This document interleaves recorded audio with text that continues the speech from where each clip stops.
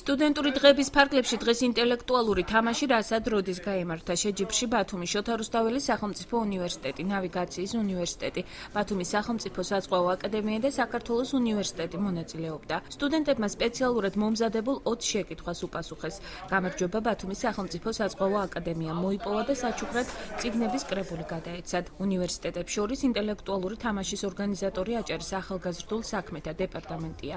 სტუდენტური დღეები 25 მაისამდე გაგრძელდება. დღეს გვაქვს ღონისძიება რასად როდის სტუდენტური დღეების ფარგლებში. მონაწილეობას ღებულობს 4 უმაღლესი სასწავლებელი. აქტიურობა ძალიან კარგია.